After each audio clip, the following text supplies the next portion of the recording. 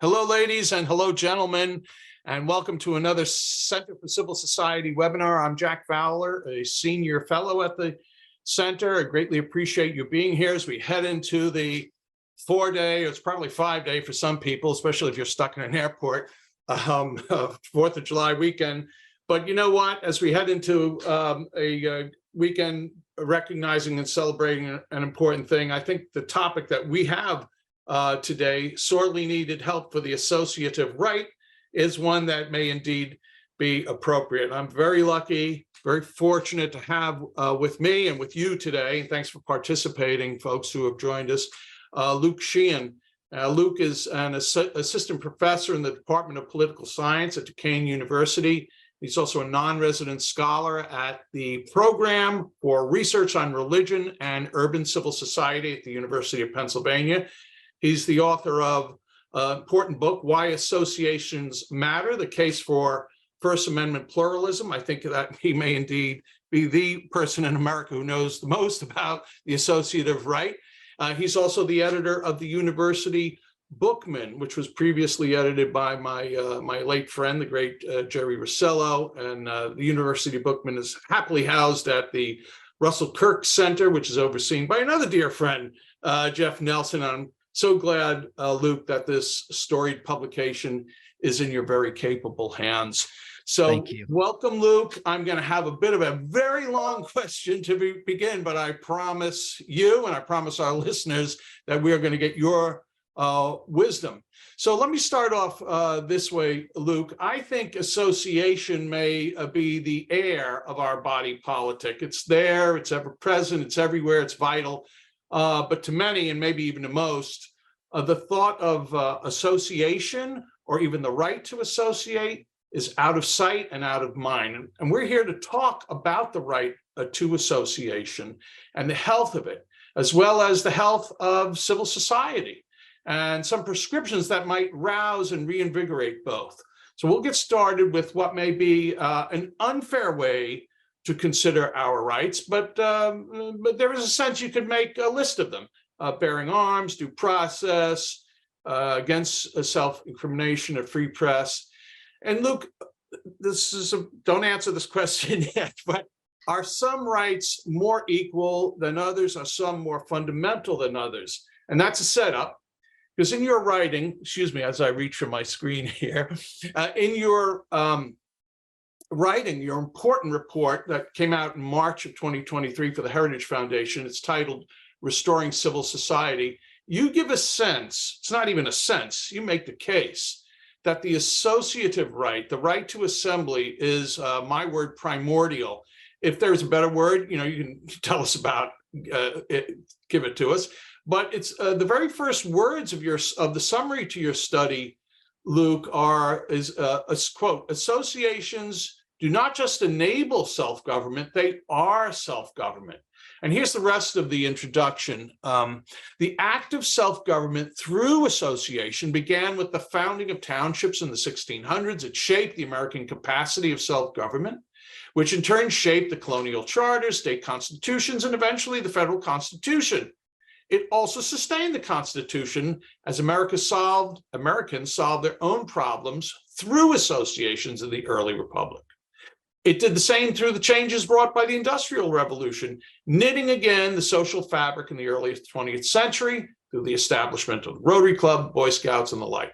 These civil society institutions are essential aspects of the pre-political, pre-economic social realm.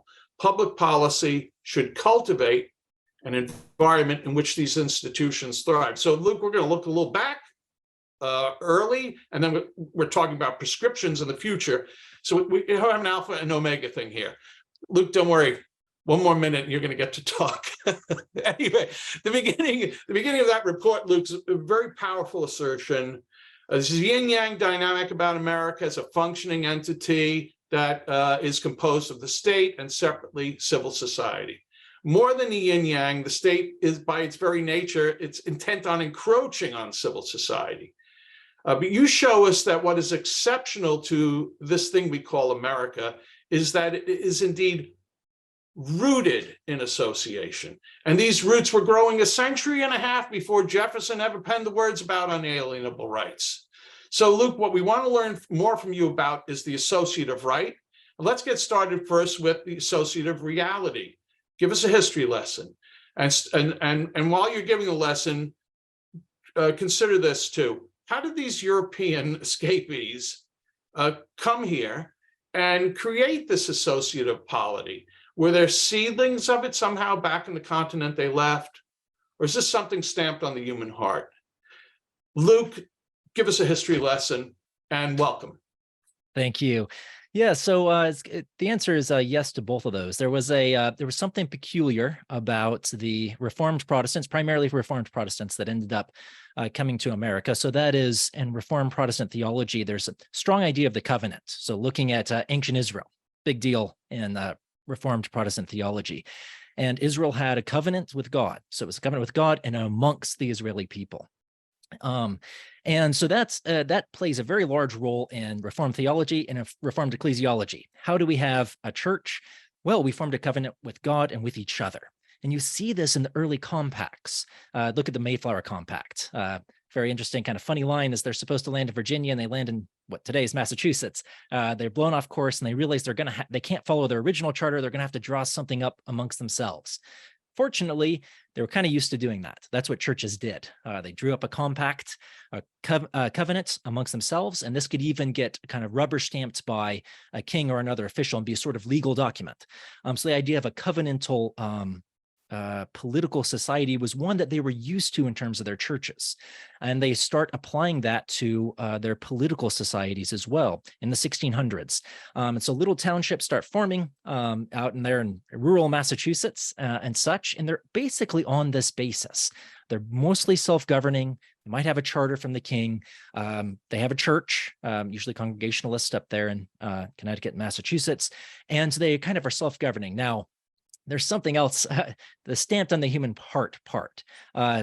We didn't start getting these sorts of associations in the 15 and 1600s with the arrival of the Protestant Reformation. Just think about the mendicant orders of the medieval period. These are basically voluntary associations. You went to them. In fact, they were a little controversial when they first come about because they didn't, what category do you stick them in? Are they like a religious order? We know what those are, the priests. Are they the lay order? Well, wait a second, there's this other thing that they're doing. And sometimes they were dedicated to teaching and sometimes dedicated to proselytizing or to taking care of the poor, something like that. But this is something that's kind of stamped on the human heart. You see it in Aristotle. Man is a social being. He recognized he could not be other than a social being. And we see Nisbet, Robert Nisbet, the great American sociologist, has a great line in his classic textbook, The Social Bond, where he says, he says something like, men are social beings literally from the moment of conception. So you come into being, boom, there's a family. This is how it works. There is no other way. And the kind of recent scholarship on cognitive science and development is we're inherently social. You can't reason outside of sociality. You have to have other beings to interact with, to develop in terms of just your individual reason. So there's something stamped on the human heart. We're associational beings. And there was something then the peculiar circumstances of the founding of these American colonies were often about a corporation coming over. So sometimes it's financed by people in England or something like that. They'd start their kind of little group, but there was a sense of covenant. And then as more immigrants came over and they start founding all these townships, they're almost always on the basis of this covenant. Or as it comes to be known, a constitution. And so it's an interesting development as you get into the 1700s. We often think of these colonies, these 13 colonies, as kind of being disliking London and London's meddling. Well, a lot of those townships outside of the capital, if you didn't live in Boston, you lived in somewhere in Western Massachusetts, not only did you not like London meddling, you didn't like Boston meddling either. Your loyalty was to your local church and your local township. Michael Zuckerman does some of the groundbreaking scholarship on this back in 1970, I think, in his book, Peaceable Kingdoms. And so he's looking at all these Massachusetts townships and he's seeing that they were fully devoted to their townships. And it was they would do things like they would elect a representative to go to Boston to be in the assembly, and they'd send somebody else along to make sure he voted the right way. didn't go native when he got there. So there was this devotion to their township. And the thing is these royal governors could sometimes be boorish and overbearing. They also really couldn't enforce anything against those townships. I mean, short of sending soldiers out, which they really didn't have enough soldiers to do, they really couldn't force them to do anything. So townships would frequently refuse to send representatives to Boston, or they refuse to pay taxes, even if taxes were passed, things like this. So they grew up the sense that, well, Americans are individuals, right? So if you're in Boston and these people come in from the hinterlands and they're defiant, they're not going to do this, they're not going to do that. There was a sense, oh, I see, they're individuals. Or they talk about the people. I mean, get into that into the Constitution. Well, the people will decide these things, or the people will do this. Well, what were they referring to? They're referring to this collection of thousands of associations on a localized basis up and down the Eastern Seaboard. And sometimes you would see the townships grow weaker because the county governments were growing stronger. So it was like, which type of localism are we going to have, the counties or the towns? But neither of those, the counties and the towns, still didn't like the estate or the colonial capital. They definitely didn't like London. And so this is kind of the history of associations. Now, if many of these towns, they're like 200 people. So there's not enough room there to have diversity within the town. So where we think of civil society as all of these voluntary associations, there's not quite room for that. Instead, there's all of these townships. Now, as we get into the 1780s, 1790s, of course, the population's booming throughout this period up into the early 1800s. And you start getting, these towns start getting bigger and they start becoming more diverse. And then you see the rise of the civil society associations, which would be so impressive to Alexis de Tocqueville when he shows up in 1835. Look at all these voluntary associations. He says, man, Americans just like govern themselves. There's something needs to be done, like filling in a pothole, establishing a seminary, establishing a school. They just like meet up. They decide what they're going to do. They decide who's going to do it and how's it's going to get paid for. And then they just do it. It's amazing. And you said children do this. If they want to play a game, they meet, the little boys do. They decide what the rules are, and then they all follow up. It's amazing. And this was when he was writing in 1835, he said, this is amazing, all these associations. But they're descended from these townships. So Americans had been governing themselves for 200 years in this manner, primarily, by the time Alexis de Tocqueville shows up and observes them. But he articulates the associative right. If you go back, say, 100 and 150 years before Tocqueville, was there a sense of there's something associative about us, that maybe it wasn't a right, maybe because people weren't thinking in the terms of right, but there's something associative going on here that's fundamental. Was there anything like that? Yeah, so they weren't using the term association. They were using the term covenant or compact. And so this is, I think, creates a lot of confusion. And so there's scholars who have kind of dealt with this. When, if they're not mentioning something, does that mean they don't believe in it? They don't talk about associations, or does it means that they didn't quite have the vocabulary? And Michael Zuckerman makes this point. They didn't have the vocabulary to talk about what they were doing and witnessing. They use the term covenant a lot. So Donald Lutz's scholarship is really key here. So they're using the term covenant a lot. And what they mean is association whereby we all join and we commit to each other. So it wasn't an individual right in the sense that you were going to get this kind of list of rights that you could do whatever you want. Instead, it was an ability to be under your local authority. And there was a right of exit. I mean, if you really didn't get along with the other people in your town, you could leave. In fact, they might want you to leave. Interestingly enough, though, the evidence is that they very much in those local townships pushed for consensus. They wanted to bring all their neighbors in to what they were doing and get everyone on board, even though technically speaking, they could do it by majority vote. They wanted to include everyone in their little township. So they were thinking in terms of, we do this together. Even if they weren't quite articulating association in the way Tocqueville observes. I don't want to put words in your mouth, but and we'll move on from this, but is based on the other rights, is association the most fundamental thing? If there was one fundamental thing, you had to pick one, would it be association?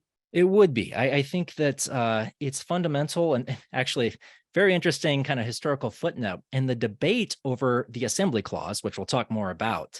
one argument for taking the right of assembly out was not because they didn't believe in it, but the argument made was, well, it's so obvious. I mean, you can't freely exercise your religion unless you assemble with other people, right? You have to go to church. You Right. can't exercise your right to free speech unless you meet with somebody and talk to them, obviously. So why do we even have this here? This is the line is it's what is it? It is against the dignity of this house to descend to such minutia. It's just too obvious. And Right. the counter argument is, well, wait a second, but we know the right of assembly, which is the kind of the term for association in the 17th and 18th century, is essential and it has been violated. And so in the 1600s, England had a conventicle act which forbade the assembly or non-Anglican assemblies. And so William Penn was arrested under this and tried in court. So there was a sense in which that's so fundamental. It's so obvious we don't have to include it there, or it's so fundamental we better include it or else we lose everything else. And in the John Page of Virginia says that explicitly.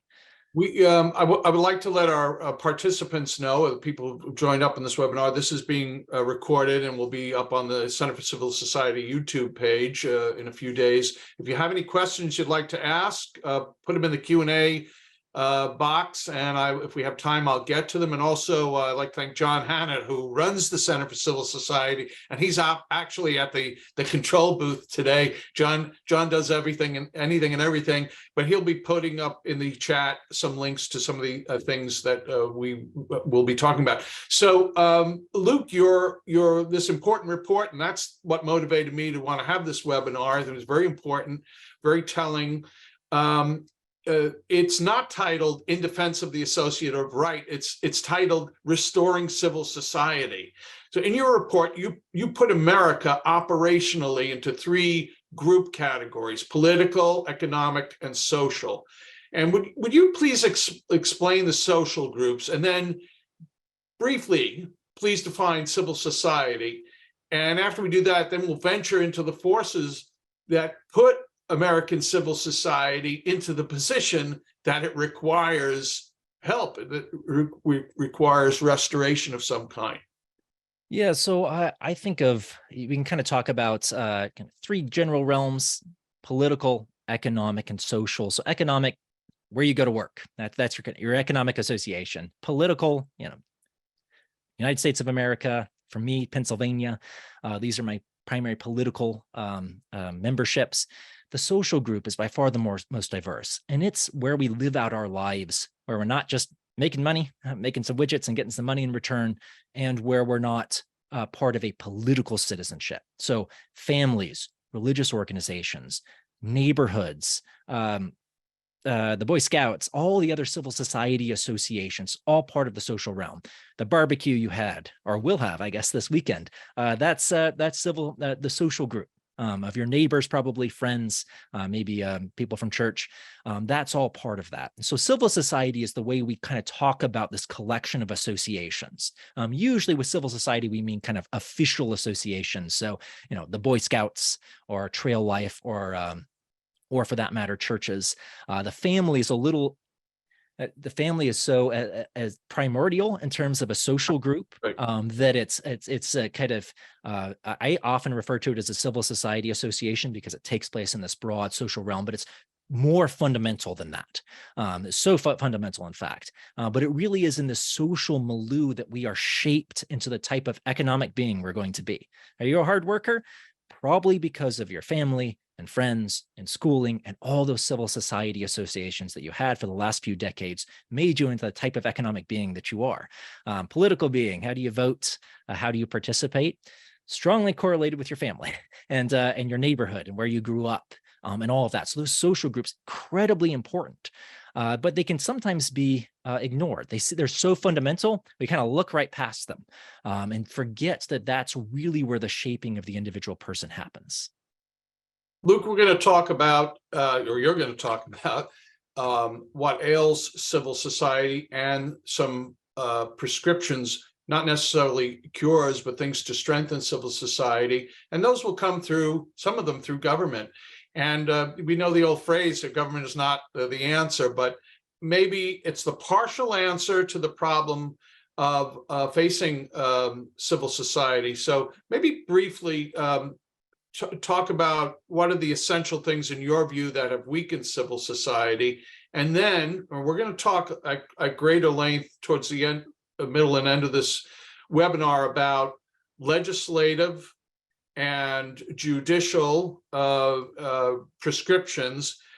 But since there are three, I was told, I watched that rock show on ABC when I was a kid, Civil Rock, and I think there's three branches of government, right? So let's see your view on maybe what the executive branch could be doing to enhance civil society. So what is weakening civil society, and is there anything on the executive branch level that can be brought to bear to strengthen? And then we'll get into the other branches and some of the important things you've created to address the problem. So Robert Nisbet, the great American sociologist, wrote a classic book in 1953 called The Quest for Community. And in his argument there, and I think it's he makes a very compelling case, is we're seeing a decline, and he's saying this in 1953, remember, seeing a decline in these social groups, in these civil society institutions because of the intrusion of political power. And he means this in all sorts of ways. All sorts of things that churches used to do. They no longer do. A state institution does them. All sorts of things the family used to do. Family no longer does. The state does. All sorts of things that neighborhoods used to do. The state does. And over again, you see this. And he has this, some things he says in that book are like prescient. So you read it and you think, man, he seems like he's talking about Facebook. Seems like he's talking, I can see where somebody would write that in the 1980s or the 1990s, but 1953. So for example, he talks about the decline of the family. He says the family is basically a functionless institution. He says this in 1953. So you're thinking to yourself, it's not like Leave It to Beaver, isn't the family in its heyday? And he was saying, no, it's lost its function. Does it educate children as it used to be? No, that's what schools do that, public schools generally. So family doesn't do that. Does it, is it the source of economic? So economics generally, like literally the term means the home, the economy around the home. Is the home an economic unit? No, it's not an economic unit. There's all sorts of kind of regulations into that. You leave your home and you go out and make money, and then you come back with your paycheck and you have this, your home is a consumption good. Didn't used to be that way. And he said, so what is the family? It's lost its economic function, its political function. It's really a socialization function for children. It's not doing any of those things. To the extent it used to, it's purposeless, and it's, and sure enough, the divorce rates pick up. Why? The family doesn't do a lot. That's his argument. And so he makes a very strong argument, kind of broad sweeping terms, that the centuries in the modern world, with the growth of the modern state, it intrudes. How does it grow in power? It takes authority away from all of these other groups, away from the guilds and economic authority. It takes away from the aristocracy, land reform laws, and other property owners for that matter. So all of these areas, the state again and again is acting to reconfigure the economy, to reconfigure the social realm, and to always accruing power to itself as it does that. This takes, and he's describing in very, very broad terms, the actions of kings in the 1600s, that central governments had continued along that line up until when he's writing in the 1950s. And I think we can very see the governments continue to do that today. And one of the sharpest and most important things that happens here is not just the intrusion of the Stuart kings or the Tudor kings and their descendants in Parliament or in our Congress or in our state legislatures, but the change in how we think and imagine associations. So the family isn't a real thing. Our neighborhood isn't a real thing, a self-governing thing, and we all are jealous about it against the outside world. Instead, it's this ephemeral thing. So what are all these associations that we have? Well, they're kind of helpful for getting people out to vote. They're kind of helpful, as we'll talk about. The Supreme Court developed this doctrine of expressive association to define freedom of association. So what do associations do? They help us communicate with each other so we can have debates over policies so that we can make our democracy work. That's a very thin view of what associations are. It's right as far as it goes, but it really diminishes the real power, the real authority they have, and they should have, and the real function they should have. It's all politics directed, essentially. Yes. Yeah. Well, let's about the executive branch quickly. Is there anything modern? Because we have the problem, you've stated a problem, is we'll look at how government can address it, because you do articulate some ways government can help. But can the executive branch do anything helpful? And then let's look at the judicial branch. Yeah, so that's a good question. So I normally think of the executive in the old-fashioned way. It's supposed to be executing the laws made by the legislature, or in some cases decided by the highest court in that jurisdiction. But one way to think about it is the executive, the chief executive, oversees the administrative state. We have all these administrative agencies that have been created over the decades. The president sees them. So the president, we often are ruled by executive order.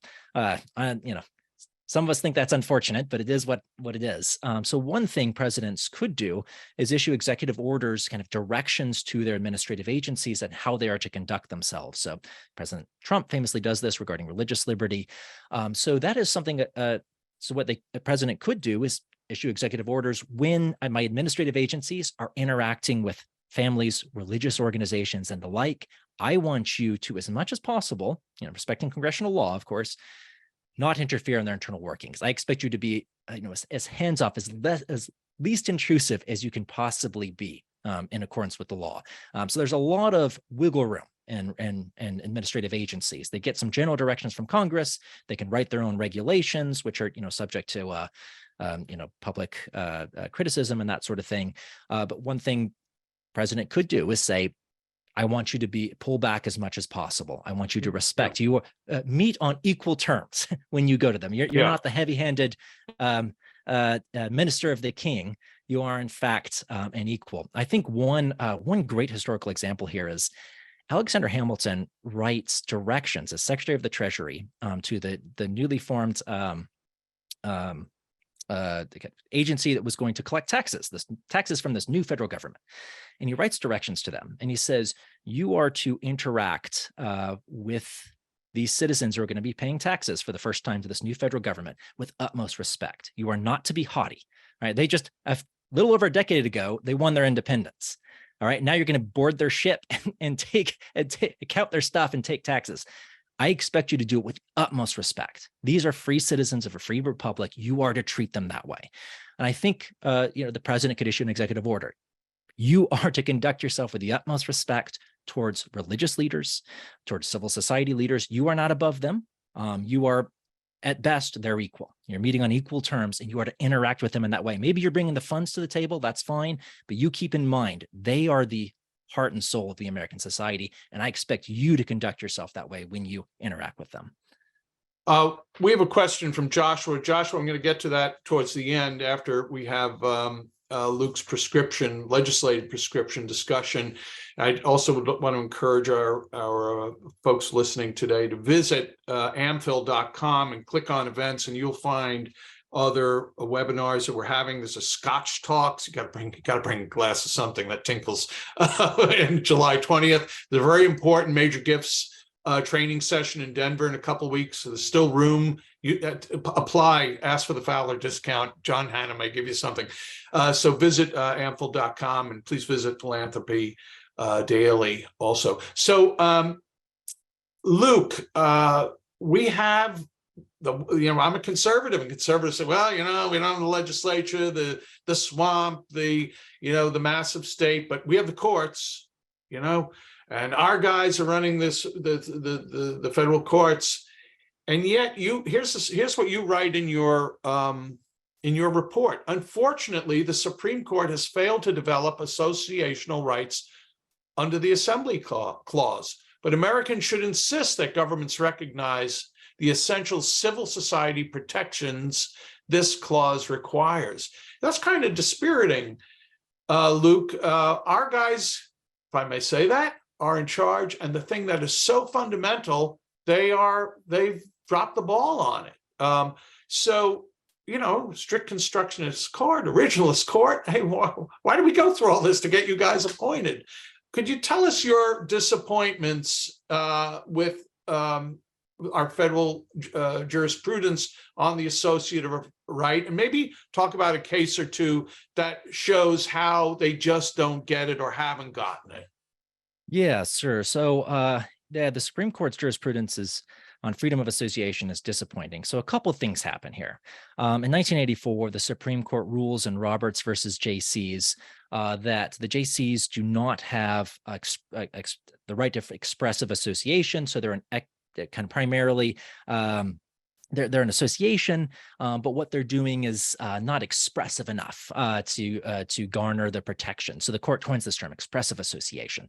Now, the problem with that is it takes the right of association, it places it firmly under the speech clause, ignoring the assembly clause, which we've talked a little bit about, and I'll talk more about in a moment. And so it says we have this right of expressive association.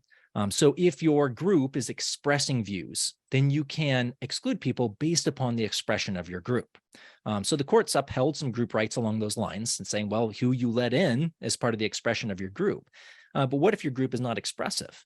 So we really get in a mess in the lower courts. So the lower courts have said, a fraternity, is a fraternity expressive? Well, no, it's a fraternity. It's about fraternity, being a brotherhood or being a friendship. Well, that's not expressive. So no, you don't have the rights. What about a motorcycle club? Is that expressive? Lower court said, well, no. They have vests and colors, and they have a slogan, born to ride, things like this. But are they expressive in the way the court uses that term? That is participation in politics. No, they're not. Don't have freedom of association then. So it just creates this massive mess. And you think about how many of your associations are expressive, and the way the court chooses to define that term very narrowly is participation in politics. And so I think this is something that a lot of First Amendment scholars and activists have really missed out on. They'll celebrate, we have freedom of expressive association. Isn't that great? You have no idea how much they narrowed our right of association when the court said that. It's kind of scary, actually. One of the great pieces of scholarship on this is a great book published in 2012 called Liberty's Refuge, The Forgotten Freedom of Assembly by John Inazu, one of our top First Amendment scholars, I think, in the country. Just absolutely outstanding book. And what he does is he uncovers this assembly clause. It's right there in black and white. Right. And where did it come from? Well, I gave you a little bit of the background of why it showed up, why it was put in the First Amendment in those congressional debates was William Penn did not have his right of assembly to meet with his other Quakers. And they said, well, we better stick this in here because otherwise that free exercise clause is not going to mean a whole lot. And so they stick in this right of assembly, and then it's immediately appealed to by Democratic Republican groups in the 1790s who are kind of on the outs with the Federalists then in power. And it kind of shows up again and again. It shows up in a lot of state constitutions and again, and it's very broad. It's kind of lower courts and state courts when they're talking about this right of assembly, either in the state constitution or whatever. It means lots of things. Are you peaceably assembling at a dance? That sounds like it's protected. Peaceably assembling at a potluck? Well, that sounds like it's protected. Very broad right. And so when we get into the 20th century and the Supreme Court starts really going to town on its First Amendment jurisprudence, it incorporates the First Amendment against the states and it starts really developing its doctrines. I think the major problem, I call this the First Amendment dichotomy, is what the court does is it dichotomizes the right of the First Amendment. It says, well, what is the purpose of the First Amendment? Individual rights, protections against the state. That's what it's about. It's like, whoa, okay, I can see where free speech might be that, and maybe freedom of the press, but freedom of assembly, it's about assembling with other people. Like you can't practice freedom of assembly unless there's literally somebody else there. It's fundamentally relational. And the free exercise of religion, well, that doesn't have anything to do with the state. It has to do with exercising your religious views. And a number of scholars really fall into this trap. So they'll say, well, why do we have free exercise of religion? Well, it shapes people's viewpoints. And so they can participate in democracy. It's like, I don't think that's what it's about. It's about protecting those religious associations so people can take the Eucharist, or they can worship in their own way for the salvation of their souls under the authority of their churches. That's what they were after, was protect those spheres of, you might call them spheres of sovereignty, to use a term from Reformed political theology. And so the court just misses this, and it uses this term expressive association, which defines the court today. And so, in Boy Scouts versus Dale in 2000, they rule on behalf of the Boy Scouts. They say it is expressive, and it's expressive association. But then we get to 2010, Christian Legal Society versus Martinez. And what the court says there, it looks at this Christian group at a public law school. And it says, this group says that everyone in their group has to be Christian and abide by Christian moral teachings. We don't see how that's important. So you can express whatever views you want about Christianity or a Christian lifestyle. What you can't do as this group is exclude people from your group if they disagree with you. And the court says, well, free speech, totally protected here. So we don't see the problem. Well, the problem wasn't that free speech wasn't protected. It was that freedom of association wasn't protected. That was the primary issue. So the court says First Amendment totally operative on public university campuses, freedom of association. What freedom of association? And so you really see kind of the line in expressive association, how it's kind of utter inadequacy to account for the breadth of associational rights. Now, the court had a missed opportunity, I think, in 2021. Americans for Prosperity Foundation versus Bonta. So here in California, I think everyone probably knows about this one, given your line of work. California said, you got to tell us, all the groups in California, if you're incorporated here, got to tell us who your donors are. Interestingly enough, 1958, the very first freedom of association case, the court literally ruled, and I know, like, you can't force people to turn over their membership list. So almost on point. The court rule 6-3 says for the group. So, that's a win kind of in terms of the ruling. That's good, but it's a missed opportunity. The court does not talk about the right of assembly. So it doesn't reorient the clause. And so it was just a missed opportunity. Now, interestingly enough, Justice Thomas in a concurrence brings up the assembly clause. So of course, he's an originalist and he says, wait a second, we have the clause, its original meaning protects assemblies, including anonymous assembly. And so we should bring that to bear. Unfortunately, it's a concurrence, it's not authoritative, but it has kind of been reintroduced, but that was a missed opportunity by the court. And it's disturbing that it was 6-3 when the court ruled in 1958, it was 9-0. I mean, solid victory. That was an NAACP case, was it not? NAACP versus Alabama, 1958. Well, so we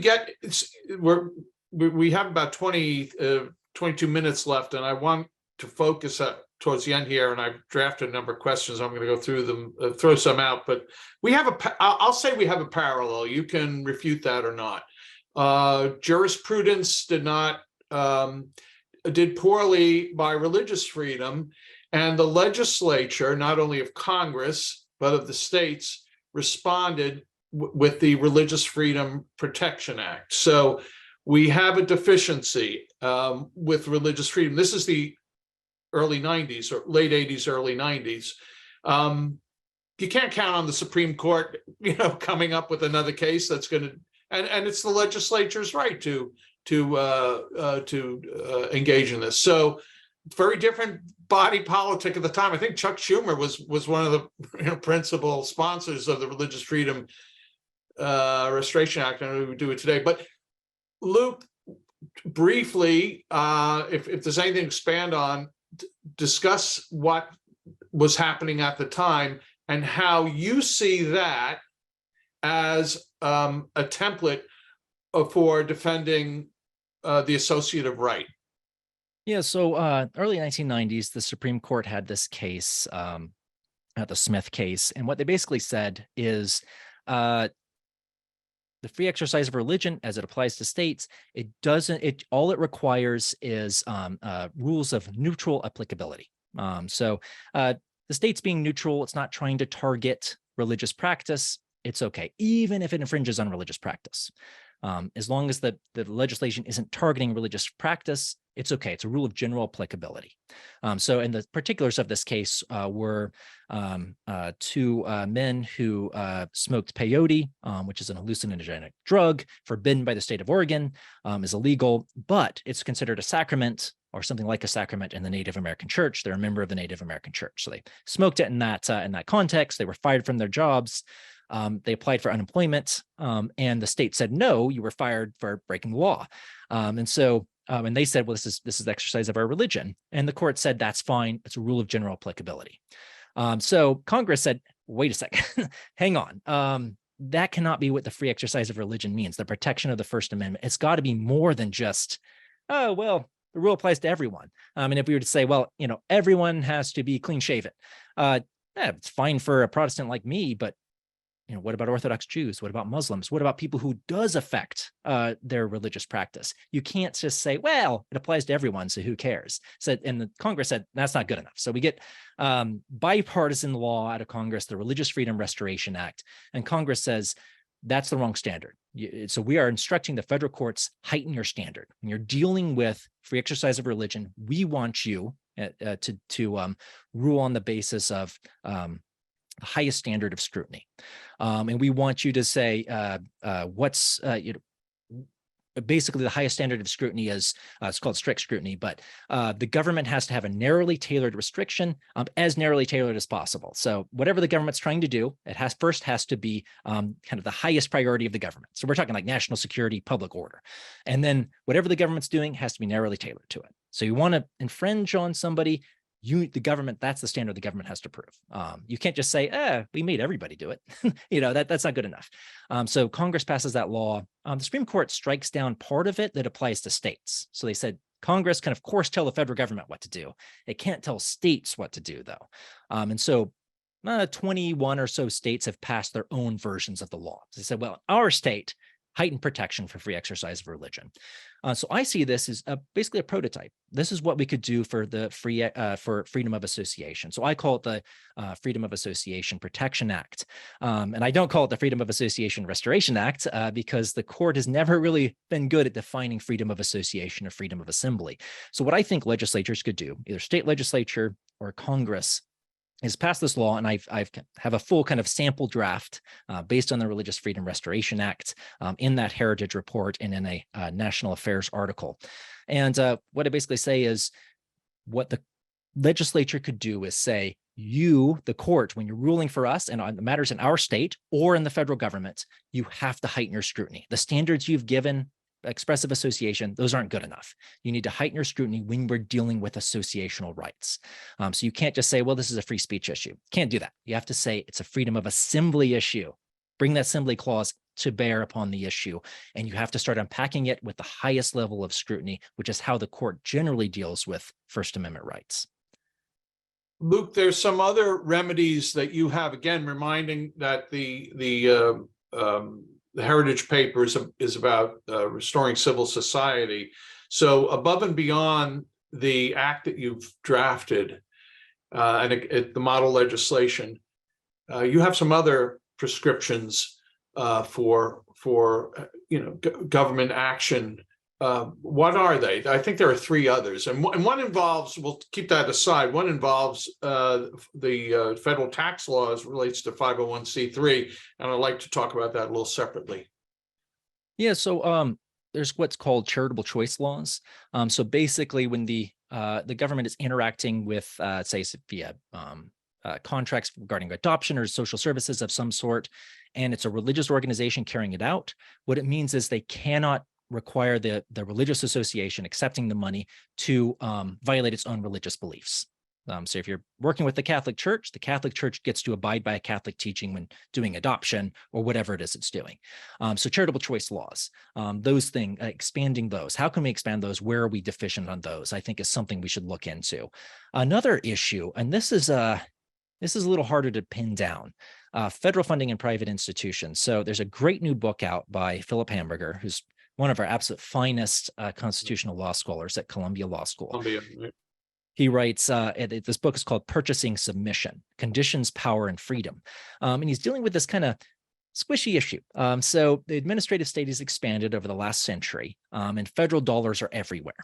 Now, the federal government can get us to do things, get states to do things, or organizations to do things, universities, for example, to do things that it could not tell it to do. It couldn't go in and say, you are required to do this. It doesn't have the authority, but it can say, remember that subsidy we've been giving you for the last 3 decades? We're going to pull it if you don't do this. For example, the federal government has seen fit to provide students with federal funding so they can go to college. And that the idea is to help people from a lower socioeconomic background go to college. That's great. Here's the thing. The government then attaches strings to that funding. It says your faculty, when conducting research, has to go through particular boards to get their research approved. What does that have to do with helping students go to college? And so the government they can never say that. Tell universities, here's what you have to do with your faculty research, but it can if it ties it into this funding. And this federal dollars, trillions of federal dollars are everywhere. And so we are kind of controlled. The government's exercising this authority it does not have, and the Supreme Court says it doesn't have, because it's technically just subsidizing us. So we could just turn it down, but of course, most of us or most of our institutions, we can't turn it down. We've become dependent on it over the last century. And so what Professor Hamburger is trying to do is saying this is a very dangerous threat to our constitutional rights, but it's in this kind of end run around our constitutional power structures. And so, we could withdraw all that funding, forbid Congress from doing it, trillions of dollars going back. That's kind of some rigmarole. But one thing we could do is just say, if Congress gives money, the requirements have to be directly tied to that money. So if you're saying we're going to give federal funding to help students go to college, that's great. The only strings that can be attached is, it has to, no racial discrimination, no gender discrimination. You can do things like that. You can't say, oh, and by the way, your faculty has to do this. Like that's not attached. And so, some conditions are okay, but we've got to think really hard as citizens what we're going to allow Congress to require of us when it gives us some money. So that's another thing, is start really pushing back against Congress. You cannot put strings like that on your federal funding. The strings have to be directly tied to what you're actually doing. We have a question from Greg Edwards, if I may raise at this point before we get into the tax stuff. And he says, he's asking his favorite question: how do we promote legislative action and or lay the groundwork for favorable judicial results? So this goes back to the draft model legislation, which you didn't draft, Luke, just for the hell of it. You want it to be consequential, which means you want it to become law. So the fact that Heritage, which is a significant institution and influential institution in Washington and nationally, has promoted this report, which much of it focuses on your draft model legislation, I think is important. And I can't speak for other institutions, but I would think maybe institutions such as Philanthropy Roundtable or other places might see the virtue in this and talk it up. But I'm spitballing here. What's your experience been, and is there anyone in Congress who seems to be like, yeah, I like this, and maybe I'll run with it? Yeah, so I've gotten some interest from a couple of senators who kind of saw its merits. It's still kind of percolating right now. But I think one thing to point out is, one kind of unfortunate thing is the Religious Freedom Restoration Act seemed to be unfortunately a unique kumbaya moment where everyone came together, and it's passed, 98-0 in the Senate. That doesn't really happen very much, especially now. But one thing that it could be something that we've all kind of had our ox gored in various ways, and we've all got scared by the IRS trying to pull tax exemption status, for example. We've kind of seen, I think, a lot of associations on both sides or nonprofits on both sides kind of saying, wait a second, these are our people too. And so I kind of, you might remember the old Marxist slogan, "Workers of the world unite." Mine is civil society groups of the world unite.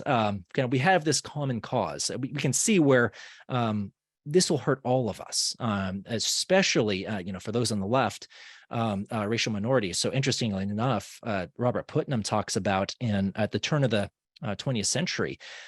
So Jim Crow is still in full force in all of this, but it's the era of really just a burgeoning of all these civil society institutions. The most active demographic in civil society institutions are Black men. So NAACP comes about in 1909, and a bunch of these sorts of things.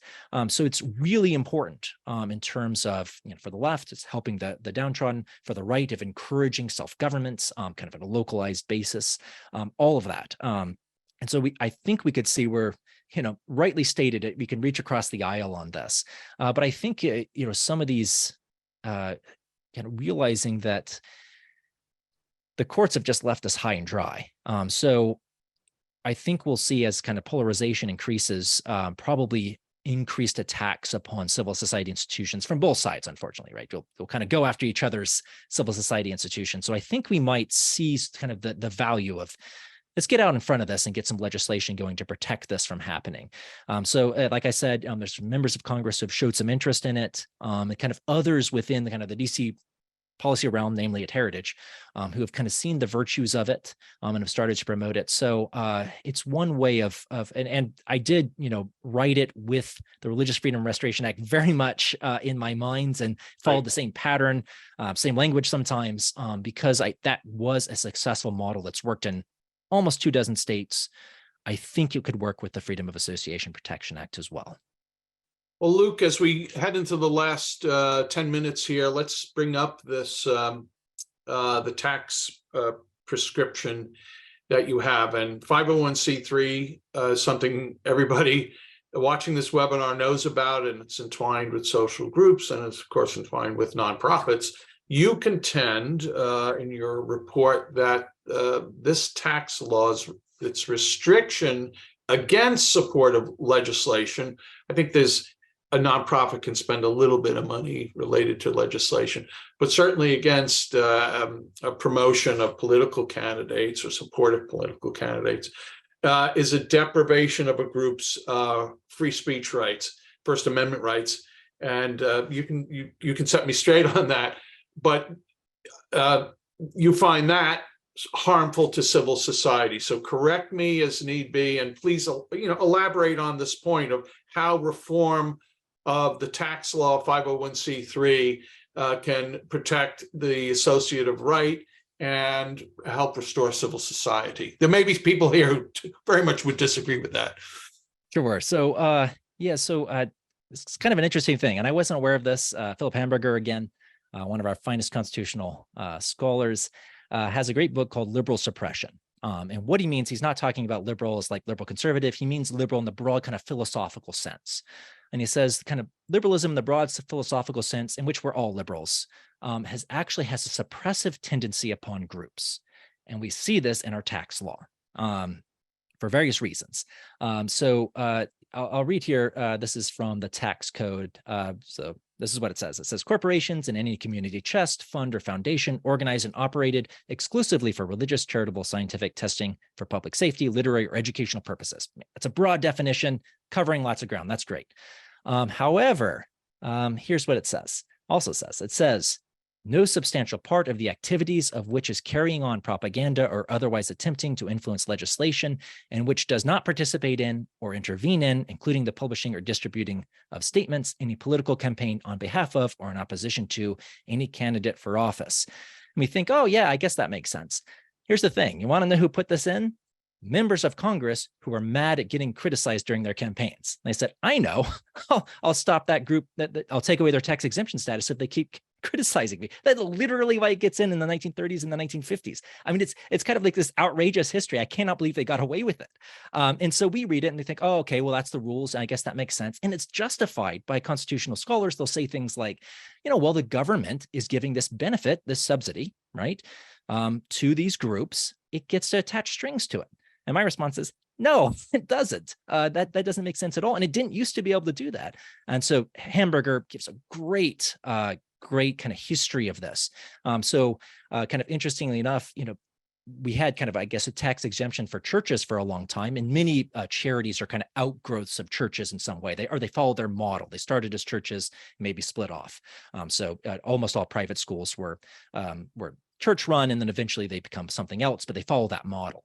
And the thing is, you didn't tax churches; they weren't productive property. You taxed productive property, not churches. And he gives this great history of this. And there's reasons to do this. And so this is where I think the language is just terrible. We talk about it as a subsidy, right? So the government says, I'm going to give a subsidy because I could take your tax money, but I'm not going to.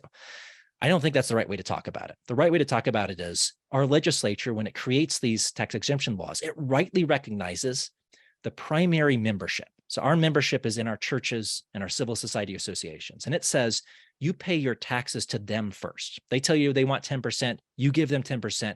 We will take our cut after you've paid your taxes to your civil society association. Then we'll come in and take our cut and do our business. But they're recognizing the priority of those civil society associations. But the Right. way the Supreme Court talks about it is in terms of subsidy. The way scholars talk about it is in terms of subsidy. And they say, well, we can subsidize it, and that's okay. We're giving the subsidy to everyone. And here's our strings attached. And I think there should be huge pushback against that. You don't get to decide. You're not subsidizing our civil society institutions. You're rightly recognizing that there are primary associations. They come before our duties to the political realm. And I think that's much more in line with the American constitutional project. Your loyalty first, your township, your state, and the federal government, of course. But first and foremost, it's all those civil society institutions. So I think we should change the way we talk about it. I think we should expect Congress and our state legislatures to abide by it. They're elected officials. I expect them to speak about our civil society associations with the respect they deserve. So maybe this is something the president could do too, is when you talk about civil society institutions, you are not to use this language of we are subsidizing you, we're helping you. First and foremost, they exist prior to us. We come in afterwards. Our obligations on citizens come after those primary obligations.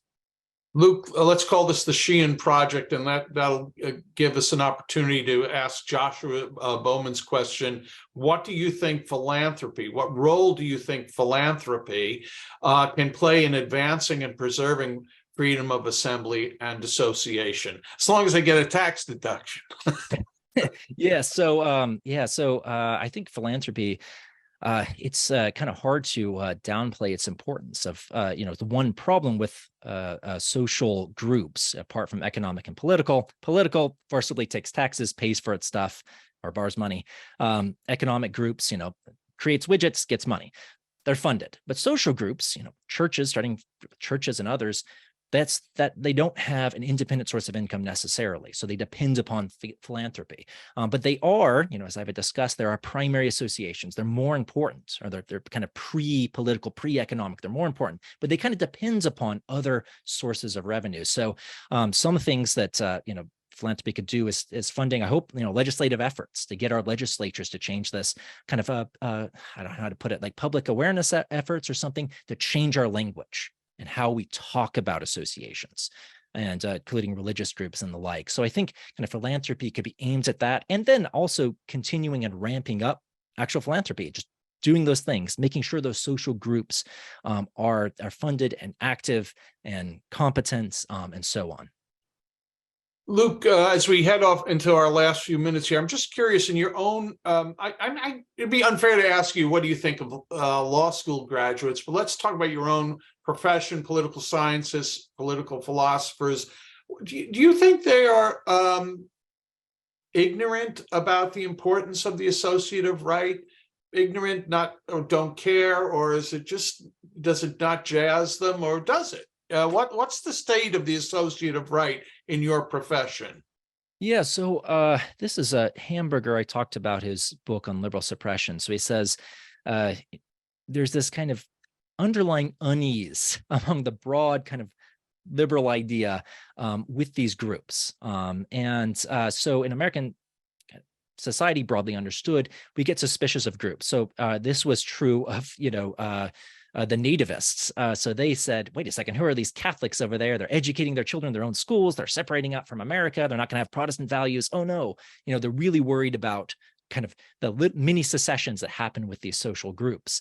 And then liberals, broadly understood, small L liberal, same thing as, we're worried about the suppression of individuals. What's going to happen with these individuals if they get stuck in some, parochial school and they're not going to learn about democracy? So we got to make everyone go to public schools and teach them the right views. So there's kind of the suspicion about what these groups might do, and it's always nefarious, right? The group, well, they're going to suppress people, they're going to inculcate their own values and these sorts of things. And so that you see everywhere, even among scholars and writers who will recognize its danger. They'll say, it would be really unfortunate if we had too much congruence in a society of over 300 million people. We're going to have to allow for some diversity, but it's very much kind of suspicious of these groups. And I think we should, in some ways, push back against that suspicion. I mean, we all know that the history of the bad actors, but the untold history is how much assemblies and associations did for the downtrodden. Or even today, you think about how important it is to have religious groups for religious minorities. Have in mind, Orthodox Jews or others are very much out of the mainstream. And, as American society, the direction we're going are even more out of the mainstream than they were 20 years ago. And so how important is it to them to have their identity, their place in their associations? It seems to me to be really important. And I think you just see this, you sense this underlying suspicion. And I get pushback all the time in my argument. It's like, wait a second, but aren't these, nefarious groups, aren't they going to be, first thing they get a chance, they're going to start suppressing people and making people feel bad or something? It's, what I think what they're going to be doing is giving people a firm sense of identity, friends, all these sorts of things that are really essential to being a well-developed person. That's what these civil society associations are going to be doing on a broad base. Luke, we are out of time. I want to thank you. What's your website? Is it lukesheehan.com? Is that lukesheehan.com? Yep. And you'll find the link for his book and many of the other things that he's done. Go to Heritage and Google Heritage, Luke Sheehan, Civil Society. You'll find the report. For folks who are watching weeks away and maybe don't have access to the linkable things here that we're doing right now. I want to thank you, Luke. Terrific. Thank John Hanna, who's the director of the Center for Civil Society, for all he's done today and running the center. And please visit amphil.com. Check out the events page, and you'll find future webinars and other training sessions we have. And I'll remind you, if you need to bone up on become an expert on major gifts, go to our training session in Denver in July. Ask for the Fowler discount. I'm sure you'll get it. Luke, thanks so much. You were terrific. Thanks everyone who joined us today. And happy 4th of July. God bless America.